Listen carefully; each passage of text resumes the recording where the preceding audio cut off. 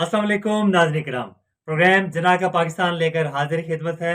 नाज़रीन किराम, जना के पाकिस्तान में बसने वाले शहरियों के चंद हकूक़ हैं और ख़ास तौर पर अगर बात की जाए आरटीआई की, राइट टू इंफॉर्मेशन की, right to access to information की, तो ये एक बुनियादी हक है शहरियों का जो जो उन्हें मिलना चाहिए।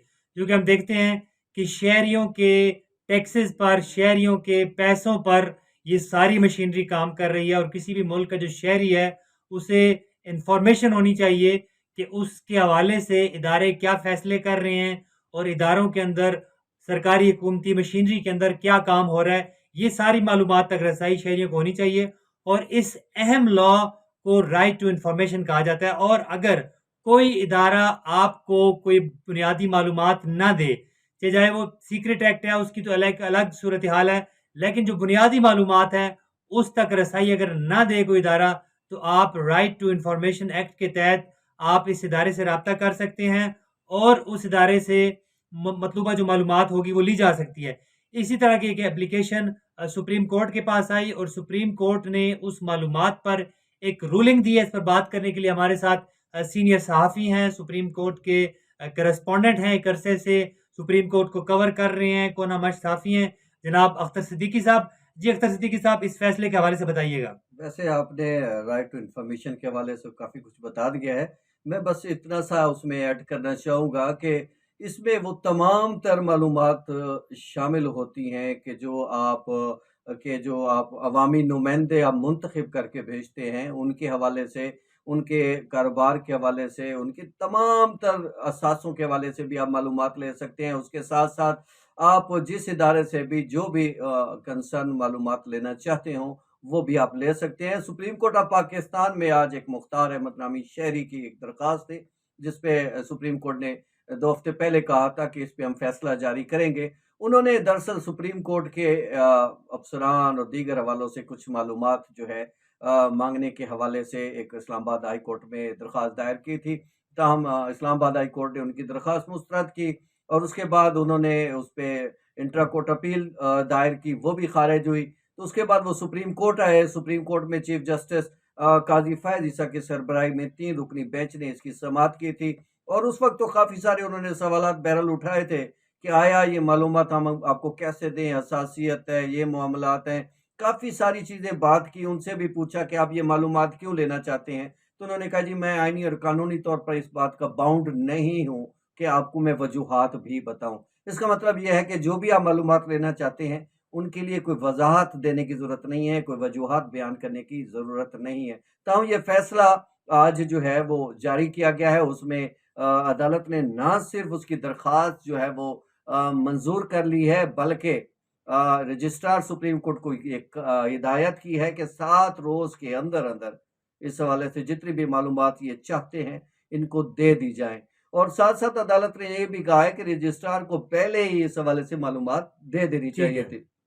अख्तर सिद्दीकी साहब, हम देखते हैं कि बोल्ड स्टेप्स जो है वो अतर मिनल्ला जैसे चीफ जस्टिस जो है, जो जस्टिस जब ये इस्लामाबाद हाई कोर्ट में थे तो तब भी इनकी तरफ से ऐसे ही बोल्ड स्टेप्स आते थे और अब भी हम देखते हैं कि ये बोल्ड स्टेप इन्होंने लिया।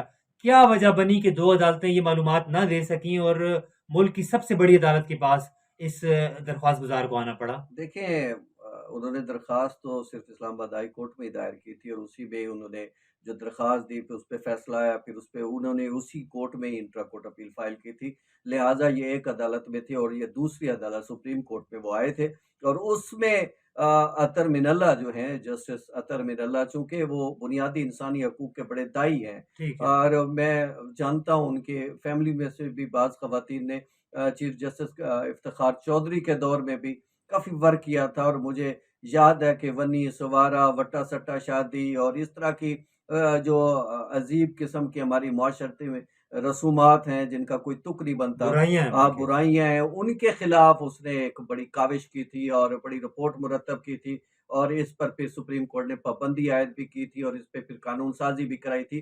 तो ये सारी सूरत-ए-हाल वो चूँकि शुरू से इस मिज़ाज के हैं, इस सोच के हैं तो उन्होंने इस फैसले में भी एक ख़ुसूसी नोट लिखा है और उन्होंने कहा जी कि मालूमात तक रसाई हर शहरी का हक है और सुप्रीम कोर्ट को बजाय इसके कि कोई पूछता सुप्रीम कोर्ट को वैसे भी अपने बारे में मालूमात सारी जो है वो वेबसाइट पे पहले ही डाल देनी चाहिए थी, ताकि किसी शहरी को तकलीफ ही ना होती। बहरहाल उन्होंने कहा है कि आर्टिकल 90 जो है वो बड़ा इम्पोर्टेंट आर्टिकल है और इसके तहत शहरियों को तमाम तर जो मालूमात हैं उन तक रसाई हासिल है। और ये मैं आपको एक और बड़ी दिलचस्प बात बताऊँ, इसी राइट टू इन्फॉर्मेशन लॉ का फ़ायदा उठाते हुए आप कि एक सहाफ़ी ने पहले ही, आपको याद होगा कि घड़ियों के जी, जी, मामले पर जो बिल्कुल, है बिल्कुल। वो मालूमात हासिल की थी तोशाखाना के हवाले से, और आज आपको पता है वो तोशाखाना केस जो है चेयरमैन पीटीआई के लिए कितना मुश्किल जी, जी, बना हुआ बिल्कुल, है। इब्रार साहब ने बहुत इस हवाले से फ़ेम भी उन्होंने हासिल की। अख्तर सिद्दीकी साहब ये बताइएगा कि हम देखते हैं कि अदालतों के जो चीफ़ जस्टिस साहिबान हैं, उनकी तनख्वाहें भी भारी भरकम हैं। तो क्या इस हवाले से जो कायमा कमेटियाँ हैं, उनमें तो चीज़ें आती रहती हैं कि सुप्रीम कोर्ट के जो जजेज़ हैं, उनकी तनख्वाहें इतनी हैं, मराहत इतनी हैं, उनके प्रोटोकॉल्स इतने हैं।